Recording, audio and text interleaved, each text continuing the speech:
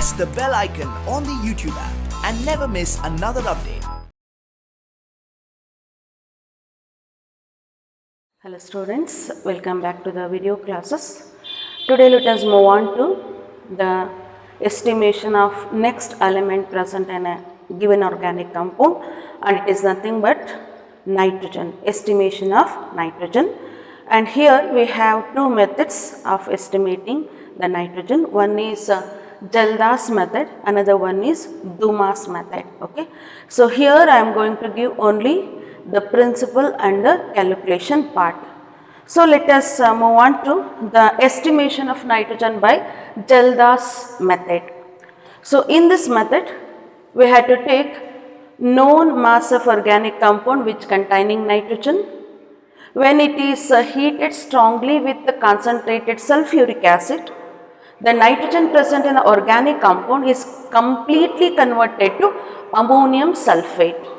Clear? So this process of conversion of the organic nitrogen into ammonium sulfate by heating it with concentrated sulfuric acid is called digestion. What is that process called?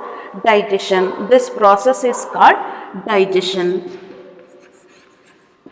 So conversion of nitrogen present in organic compound to ammonium sulfate in presence of concentrated sulfuric acid is called, the process is called digestion.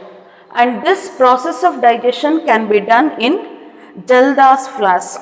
This is Jaldas flask. Okay, long necked round bottom flask is called Jaldas flask. So digestion of nitrogen present in an organic compound is done in this Jaldas flask. Now the contents of the Jaldas flask is transferred to round bottom flask. So you completely transfer the content of this Jaldas flask to round bottom flask. Now this mixture containing digestion, that is the product of digestion, that is ammonium sulfate along with the water. Now this ammonium sulfate should be treated with strong solution of sodium hydroxide. Strong solution means 40% of NaOH. It is a base. On heating the mixture, on heating the product of digestion containing ammonium sulfate and 40% of sodium hydroxide. So ammonium sulfate gets converted to ammonia, which means to say during the estimation of nitrogen we are converting organic nitrogen to ammonia gas. We are converting it into ammonia gas. Remember this. This is the principle of this Jaldas method. We are converting organic nitrogen to ammonia gas by a process called digestion, and afterwards by treating the product of digestion with 40% sodium hydroxide solution, we will get nitrogen in the form of ammonia gas. Once we measure how much of ammonia gas liberated by the known mass of organic compound, we can easily estimate the percentage of nitrogen. Okay. Now, how to measure the liberated ammonia? Because it is in a gaseous state, we cannot measure directly in the gaseous form. So therefore, we need to measure this liberated ammonia in an indirect method. And that method is nothing but titration and the back titration. What do you mean by titration? The reaction when it takes place between two solutions. If you are going to react two solutions whose one in which the concentration of one of the solutions, if it is known, then we can determine the concentration of another solution, and that reaction between the two solutions is called titration. So by titration and back titration we can measure the liberated ammonia. So this method of titration that you have studied in your basic concept. Okay. Now, so liberated ammonia should be react with known volume of standard, that is 1 molar sulfuric acid. So in order to measure the liberated ammonia, so we need to treat this liberated ammonia gas with standard solution. Standard solution means whose concentration is known. What is its concentration? 1 molar. What do you mean by 1 molar solution? By dissolving 1 mole of a solute in 1 liter gives 1 molar solution. By dissolving 1 mole means gram molecular mass of a solute in 1 liter of a solution, you will get 1 molar solution. Means once we know the concentration of sulfuric acid is 1 molar, then you can say that solution is standard. Clear? So by treating so liberated ammonia gas with standard, that is 1 molar sulfuric acid solution, it converts ammonia to ammonium sulfate. But we don't know how much of ammonia is get liberated and how much it reacts with the sulfuric acid. But remember, 2 moles of ammonia always reacts with 1 mole of sulfuric acid. The reason for that is ammonia is a monoacidic base, whereas sulfuric acid is a ammonia is a monoacidic base, but sulfuric acid is a dibasic acid. Dibasic acid means, so 1 molecule of ammonia always equivalent to half a mole of sulfuric acid. So it means to say, if a liberated ammonia is 10 ml, then it is neutralized by 5 ml of sulfuric acid. 10 ml ammonia liberate agidre 5 ml sulfuric acid consume ಮಾಡ್ಕೊಳ್ಳುತ್ತದೆ. 5 ml sulfuric acid ಅಲ್ಲಿ neutralize ಆಗುತ್ತೆ, because it is a base and it is a acid. The reaction is neutralization here. So to 10 ml of ammonia liberate ಆಗಿತ್ತು ಅಂದ್ರೆ it demands 5 ml of sulfuric acid for its neutralization, half of its volume. ಎಷ್ಟು ammonia liberate ಆಗುತ್ತೆ ಅದರ half of its volume of sulphuric acid ನ ಅದು consume ಮಾಡ್ಕೊಳ್ಳುತ್ತೆ. But we don't know how much of ammonia liberated, but we have taken this much of sulfuric acid here. So then we need to consider how much of ammonia liberated. ನಮಗೆ ammonia ಎಷ್ಟು liberate ಆಗಿದೆ ಅಂತ ಗೊತ್ತಾಗಬೇಕು ಅಂದ್ರೆ we had to take how much of sulfuric acid left unreacted.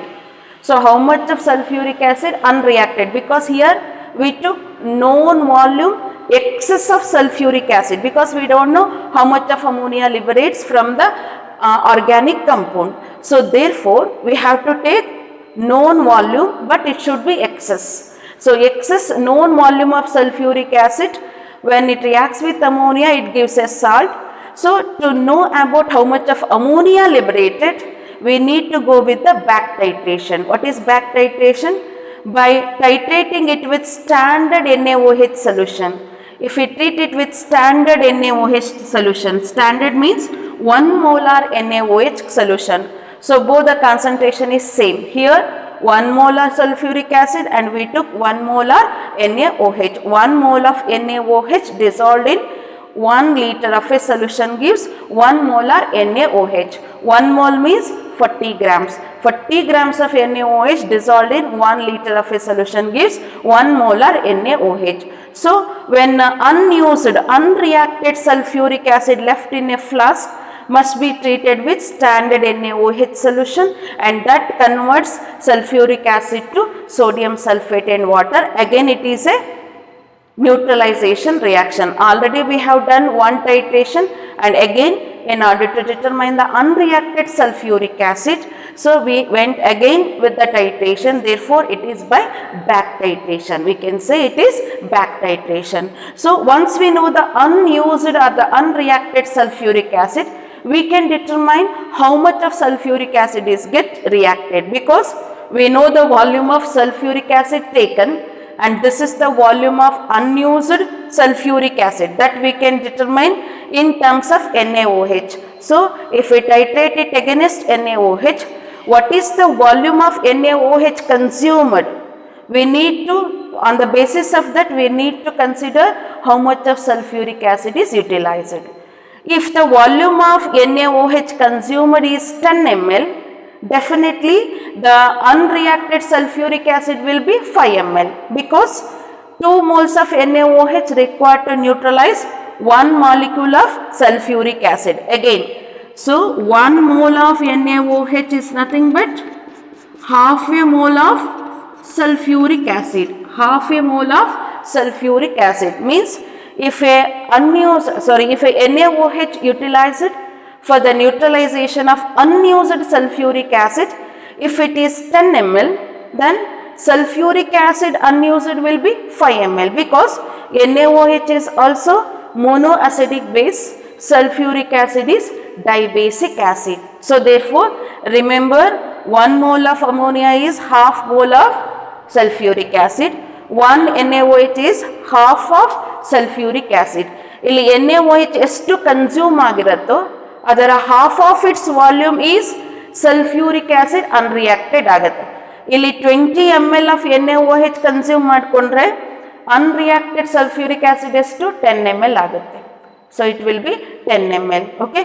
So unused NaOH utilized, if it is 30 ml, then unused sulfuric acid is 15 ml.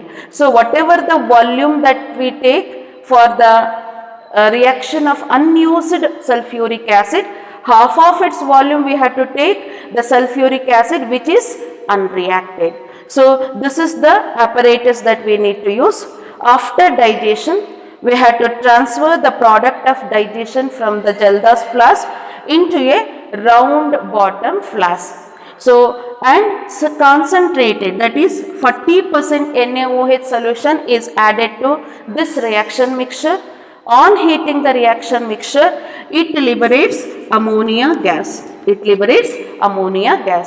So, after transferring the product of digestion, so we have to heat that mixture containing mainly the ammonium sulfate with 40% solution of NaOH. So, after the reaction, you will get gaseous ammonia. So liberated ammonia gas is passed into the condenser and it reacts with the known volume, known excess standard sulfuric acid which is taken in a conical flask. In a conical flask, we took VmL of standard sulfuric acid and it is a known volume and it is excess of sulfuric acid. What do you mean by standard sulfuric acid? Whose concentration is known, let it be 1 molar. 1 molar is the concentration of sulfuric acid. Since we know the concentration, it is called standard sulfuric acid. So here out of VmL, it consumes some amount of some volume of sulfuric acid for its neutralization. Ammonia consumes only some volume of sulfuric acid and some sulfuric acid left unreacted in a conical flask, and that unreacted sulfuric acid is titrated against 1 molar NaOH using phenolphthalein as an indicator. Indicator is a substance which gives the end point of a reaction between two solutions by changing its color. Okay. So by using phenolphthalein indicator, acid base indicator, we can determine the end point of the reaction between sulfuric acid and NaOH. So we are titrating the unreacted sulfuric acid with standard sodium hydroxide solution. During this titration, whatever the volume consumed, whatever the volume of NaOH consumed is nothing but half of the volume of sulfuric acid. The reason is that sodium hydroxide is a monoacidic base, whereas sulfuric acid is a dibasic acid. So this is the principle and the procedure behind the estimation of nitrogen by Jaldas method. So note down the reaction, and if you want, you take this. Okay, note down the reaction. Now let us move on to the calculation part. So in the calculation part, so here mass of organic compound taken, let it be m grams, and volume of sulfuric acid of molarity m, that is standard sulfuric acid which is taken in a conical flask, let it be VmL. It is known excess. We know the volume of sulfuric acid, how much we have taken, and it is in excess because we don't know how much ammonia it liberates, organic compound liberates. Now volume of NaOH, use it for the titration of unreacted sulfuric acid. Unreacted sulfuric acid means after the reaction. Here unreacted sulfuric acid. What is the volume of NaOH? Let it be V1 ml. This is V1 ml. How much we took? VmL. Here we took VmL. Okay. So VmL combines with NH3. We don't know out of VmL how much of sulfuric acid is consumed for the neutralization of ammonia. In order to determine, we are titrating unused sulfuric acid with NaOH. So let the volume of NaOH required to titrate unreacted sulfuric acid will be V1 ml. Now, V1 ml is unreacted sulfuric acid. The NaOH required to react with unreacted sulfuric acid. If V1 is NaOH, what is the volume of sulfuric acid? So, V1 ml of NaOH is nothing but V1 by 2 ml of sulfuric acid. As I said, half of the volume of the sodium hydroxide consumed. The reason is sodium hydroxide is a monoacidic base, sulfuric acid is a dibasic acid. Therefore, V1 ml of NaOH is nothing but half of V1 ml, means V1 by 2 ml of sulfuric acid of molarity 1 molar, which is unused or unreacted. Then what is the volume of unreacted sulfuric acid?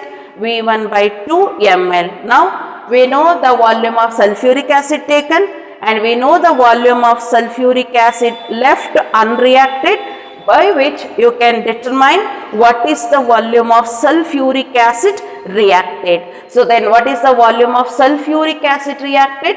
Volume taken is VmL. V1 by 2 is the volume of sulfuric acid left unreacted. So the difference of these two gives volume of sulfuric acid reacted. For example, 50 ml sulfuric acid ತಗೊಂಡಿದ್ವಿ, ಅದರಲ್ಲಿ unreacted sulfuric acid left in the conical flask, let it be 10 ml. ಅಲ್ಲಿಗೆ 50 minus 10 gives 40 ml. 40 ml is the sulfuric acid get reacted. In the same way, what is the volume of sulfuric acid taken? VmL. What is the volume of sulfuric acid left unreacted? V1 by 2 ml. Then what is the volume of sulfuric acid reacted? V minus V1 by 2 ml. So now how much of sulfuric acid is get consumed to neutralize the liberated ammonia? V minus V1 by 2. If this is the sulfuric acid, then what is the volume of ammonia liberated? Again sulfuric acid is a dibasic acid and ammonia is a monoacidic base, double. 1 mole of sulfuric acid, here I have given. So 1 mole of ammonia is nothing but half a mole of sulfuric acid. Then what about 1 mole of sulfuric acid? 1 mole of the sulfuric acid is definitely 2 moles of ammonia, double. So here I have given 1 mole of sulfuric acid can react with 2 moles of ammonia. So then what is the volume of sulfuric acid reacted? So volume of sulfuric acid reacted is V minus V1 by 2 ml. So then this much of sulfuric acid is equal to 2 into V minus V1 by 2 ml of ammonia solution. Andre, for example, ನಾನು ಹೇಳಿದಾಗ 50 ml sulfuric acid ತಗೊಂಡಿದ್ದೀವಿ, ಅದರಲ್ಲಿ 10 ml ಏನಾಗಿದೆ left, 50 ml sulfuric acid, ಅದರಲ್ಲಿ 10 ml of sulfuric acid is left unreacted ಅಂತ ಹೇಳಿದೆ. ಅಲ್ಲಿಗೆ volume of sulphuric acid reacted ಎಷ್ಟಾಯಿತು? 40 ml ಆಯಿತು. So 40 ml of sulphuric acid react ಆದರೆ ಲಿಬರೇಟೆಡ್ ಅಮೋನಿಯಾ ಎಷ್ಟಾಗುತ್ತೆ? Double the volume of sulphuric acid. ಅಲ್ಲಿಗೆ 80 ml of ammonia liberate ಆಗಿದೆ ಅಂತ ಅರ್ಥ ಆಗುತ್ತೆ. Is that clear? So I'll repeat. VmL is the volume of sulfuric acid taken. V1 by 2 is the volume of sulfuric acid left unreacted. Then V minus V1 by 2 ml is the volume of sulfuric acid reacted. So V minus V1 by 2 ml of sulfuric acid reacted. So which is nothing but 2 into V minus V1 by 2 ml of ammonia solution is liberated from the known mass of organic compound. So, ಈ volume na ನಾವು ಮಾಸಿಗೆ convert ಮಾಡಿದ್ರೆ we can estimate the amount of nitrogen. So now So to prepare 1 molar solution, we need to prepare 1000 ml of 1 molar solution. So to prepare 1 liter solution, 1 liter is nothing but 1000 ml, correct? Because here the volume we took it in terms of milliliters. Here also we need to take the standard solution of ammonia in milliliters only. So 1 liter is nothing but 1000 ml. We have to prepare 1000 ml of 1 molar ammonia. Then what we have to do? We have to dissolve 1 mole of ammonia in 1 liter of a solution. What is the 1 mole of ammonia? 1 mole of ammonia andre enu? 1 mole of ammonia. What do you mean by that? 1 mole of ammonia is nothing but 1 gram molecular mass of ammonia. What is the gram molecular mass of ammonia? 14 plus 3, that is 17 grams. That is what I have given. 17 grams is nothing but 1 mole. 1 mole of ammonia, if it dissolves in 1000 ml of water, you will get 1 molar ammonia. So 1000 ml of 1 molar ammonia solution is nothing but 17 grams of ammonia. Idu mass allide, idu volume allide. What is the mass? Gram molecular mass. 17 grams of ammonia is nothing but 1000 ml of 1 molar ammonia. It contains how much of nitrogen? Because we need to give the nitrogen in terms of mass. Therefore, we need to convert volume to mass. 1000 ml of 1 molar ammonia solution contains here 1 mole means 17 grams. 17 grams of ammonia contains 14 grams of nitrogen. Therefore, 1000 ml of 1 molar ammonia solution contains 14 grams of nitrogen. ಯಾಕಂದರೆ ಇಲ್ಲಿ 1 gram molecular ಮಾಸನ್ನು ನಾವು dissolve ಮಾಡಿರೋದ್ರಿಂದ so it containing 14 grams of nitrogen. Clear? Then this much of ammonia contains 2 into V minus V1 by 2 ml of 1 molar ammonia contains how much? So 1000 upon 14 into m, molarity of acid and volume of acid, this much. So 2 into V minus V1 by 2 more volume of ammonia contains how much of nitrogen. So 1000 ml of 1 molar contains 14 grams. So m molar 2 into V minus V1 by 2 ml of ammonia contains how much? That we need to calculate. Now, so this much of nitrogen is present in, how much of organic compound? M grams of organic compound. M grams of organic compound containing this much of nitrogen. Then how much it is present in? 100 grams, that we have to consider. Then what is the percentage of nitrogen? So percentage of nitrogen is given by 14 into molarity 2 into V minus V1 by 2 into 100 divided by 1000 into m. So m is the mass of organic compound. This much of organic compound containing this much of nitrogen, how much it is present in? 100 grams. So then what is m here? Molarity of acid taken. And what is this? Volume of sulfuric acid which is consumed during the reaction. So during the conversion of nitrogen to ammonia, how much the volume of sulfuric acid utilized? So 2 into, or the ammonia gas liberated, 2 into V minus V1 by 2. That much of volume it is liberated, volume of nitrogen liberated. Now let us move on to the general reaction.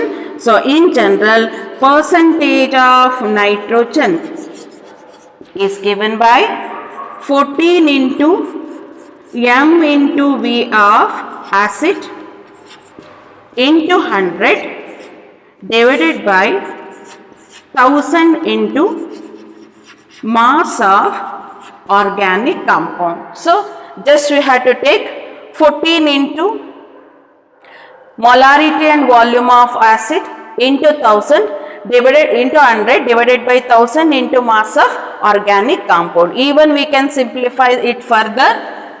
So you need to remember this. Cancel this. 14 by 10 is 1.4. Then you can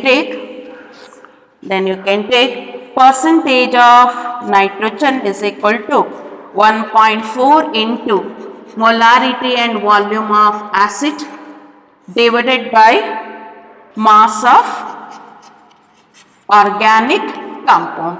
So while taking the volume of an acid, you need to consider if it is an HCl or H2SO4. If it is HCl, you can take V only. If it is sulfuric acid, you have to take 2. You have to take 2 because the sulfuric acid is a dibasic acid, HCl is a monobasic acid. If sulfuric acid if we take, then you have to take 2 into V, that is 2V. Okay, we have taken here. So here we have taken 2 into V minus V1 by 2. So here I have taken, see here, amount ml of sulfuric acid is nothing but 2 into V minus V1 by 2 ml of ammonia. So double the volume of sulfuric acid for ammonia liberated. Therefore, you need to take 2 into V. Okay, if you use sulfuric acid. If it is HCl, directly you can take molarity into volume. So this gives the percentage of nitrogen by Jalda's method, and this is the estimation of nitrogen by Jalda's method. Okay, now let us move on to the second one, Dumas method. So let us move on to Dumas method. Second one.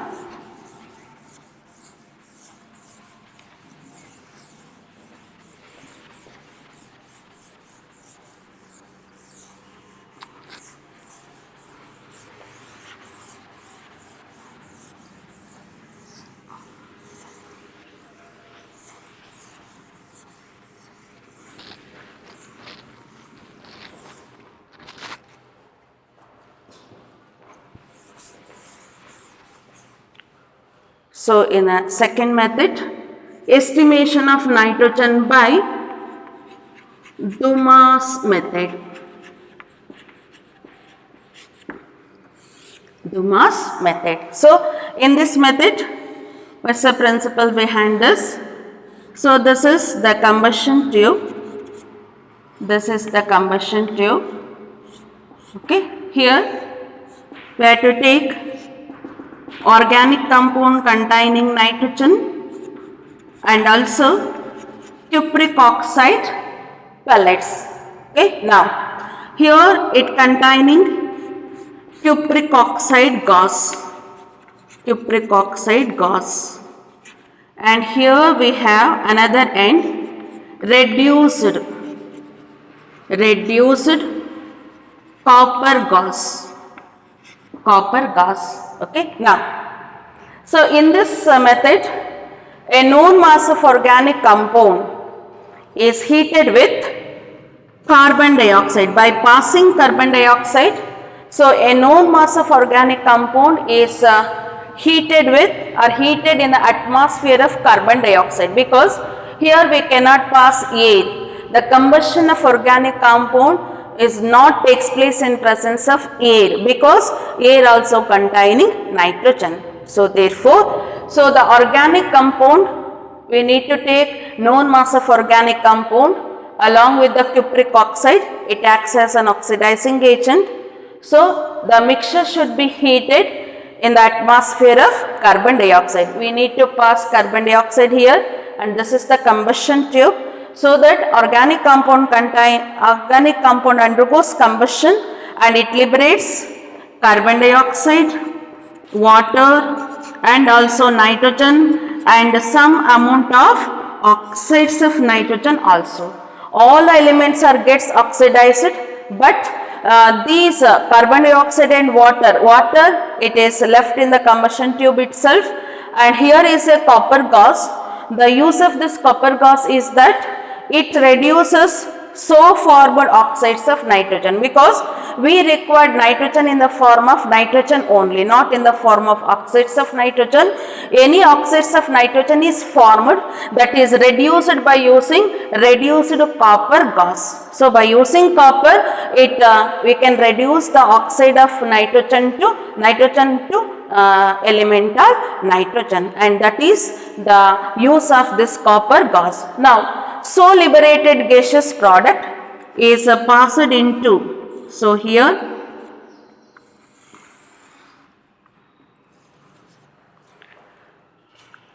we need to pass this. Here it liberates a nitrogen gas, correct? And here is a gas jar. This is the gas jar. This is mercury. And this is the gas jar. And this is kept in a nitrometer. So this is nitrometer. And here this gas jar is filled with concentrated solution of, this is mercury, concentrated solution of, or a strong solution of KOH, strong solution of KOH. Now, liberated gas containing carbon dioxide and nitrogen. So here, after the oxidation, it liberates carbon dioxide and also nitrogen along with oxide of nitrogen. Oxide of nitrogen gets reduced to nitrogen by this copper gas. Now we have only the gaseous mixture containing only carbon dioxide and the nitrogen. When it is passed into this gas jar, which is kept in a nitrometer, the carbon dioxide get absorbed in KOH solution. You know that KOH solution can absorb carbon dioxide, and nitrogen gas is collected here, and it is a measuring gas cylinder. It is a measuring gas cylinder. So therefore, the nitrogen gas is collected over this KOH solution. So it means to say upward displacement of KOH, aqueous KOH solution. So the ammonia gas liberated is collected over this aqueous KOH solution. Once we measure the gas liberated, this gives the volume of nitrogen. Once we measure the volume of nitrogen collected here under laboratory conditions of temperature and pressure, we can calculate or we can determine the percentage of nitrogen. We need to measure volume of nitrogen collected above this KOH solution by the upward displacement of this KOH solution. Upward displacement means it collects over the surface of KOH solution, a strong aqueous solution of KOH solution. So if we measure the volume of nitrogen collected, we can go with the calculation of percentage of nitrogen. Okay. Now here what's the reaction takes place? As I said, the nitrogen present in organic compound gets converted or gets liberates in the form of nitrogen gas. Now let us move on to the calculation part. In the calculation part, let the mass of organic compound taken,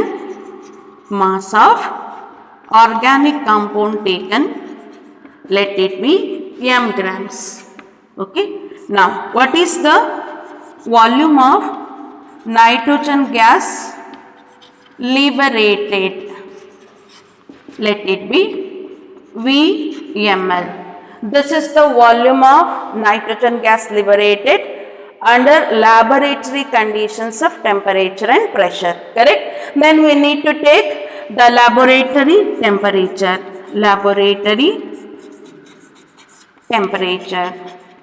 Let it be T Kelvin.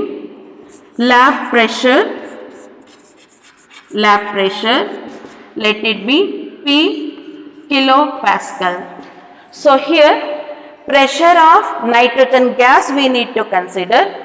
Pressure of nitrogen gas here, as I said, ammonia gas this is KOH, and ammonia gas is collected above this KOH solution. And then what is the pressure exerted by this ammonia gas? Is it a pressure exerted by dry nitrogen gas? No. So liberated nitrogen collect over the KOH solution, and here the nitrogen is associated with the water vapor because it is associated with the moisture content, because we have taken aqueous KOH solution.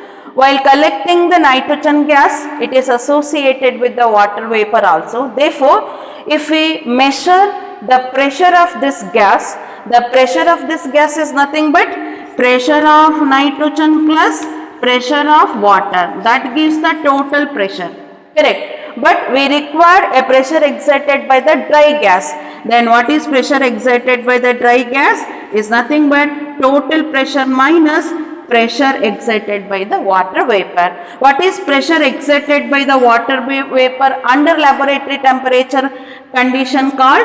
It is F. F is nothing but aqueous solution. It is nothing but pressure exerted by the water vapor is nothing but aqueous tension. What it is called? Aqueous tension. What do you mean by aqueous tension? The aqueous tension is nothing but pressure exerted by the water vapor, and it is denoted by F. If we take the total pressure, means it gives the pressure exerted by nitrogen gas along with the pressure exerted by the water vapor. But for calculation purpose, we require only pressure exerted by the dry nitrogen gas. Then what is the pressure exerted by the dry nitrogen gas? P minus F. What is F there? Aqueous tension. So here we need to give the laboratory pressure or pressure exerted by dry nitrogen is given by P minus F. It is given by P minus F, where F is nothing but aqueous tension. Now, so this is under laboratory condition and pressure we measure the volume of nitrogen. So if we know the volume of nitrogen under laboratory conditions of pressure and temperature, we cannot estimate the nitrogen.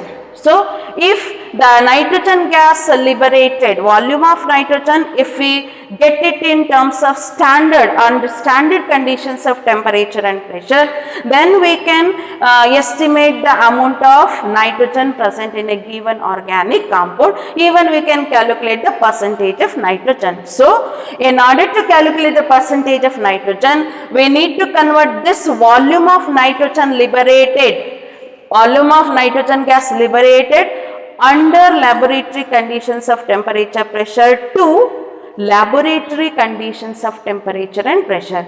So then if we convert laboratory condition to standard condition, then we can estimate the amount of nitrogen. Then how to convert this to laboratory condition to standard condition?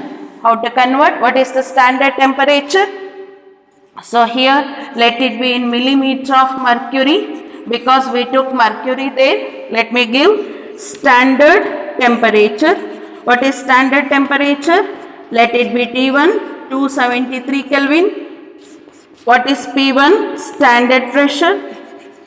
Standard pressure 760 millimeter of mercury, because we collected that nitrogen in presence of mercury in a nitrometer. Therefore, we can give pressure in terms of millimeter of mercury, 1 atmosphere pressure, or you can say 760 millimeter of mercury is the standard pressure, and these two are the standard condition of temperature and the pressure. Now, we need to calculate standard volume, that is V1. Then how to convert? You know the conversion, PV by T is equal to P1 by V1 by T1. What we require? V1. Therefore, PV by T1 divided by P1 into T. What is P? P minus F, aqueous tension, volume, let it be V. T1 is 273 Kelvin and divided by what is P1? P1 is 760 millimeter of mercury into T. that is laboratory temperature. We need to measure the laboratory condition of temperature and the pressure, and this is V1 ml. So once we convert the laboratory condition volume of nitrogen under laboratory condition to the standard condition volume of nitrogen under standard condition, then we can measure the percentage or the mass of the nitrogen present in a given organic compound, because any gas that is 1 mole of a gas occupies standard volume. What is that standard volume? So since we have taken millimeter of mercury here, so 22,400 centimeter cube, that is 1 mole of nitrogen is nothing but 28 grams of nitrogen, or else if you take 28 grams of nitrogen and if you measure the 28 grams of nitrogen in a measuring jar under standard condition of temperature and pressure, then how much the volume it occupies? 22,400 centimeter cube, or you can say ml. 22,400 milliliter of volume occupied by 1 mole of nitrogen. What is 1 mole of nitrogen? 28 grams of nitrogen. If you take 28 grams of nitrogen under standard condition of temperature and pressure, then it occupies how much of volume? 22,400 milliliter. So here I took it is nothing but molar volume, correct? Molar volume. Two values are there, molar volume. One is 22,700, another one is 22,400 ml.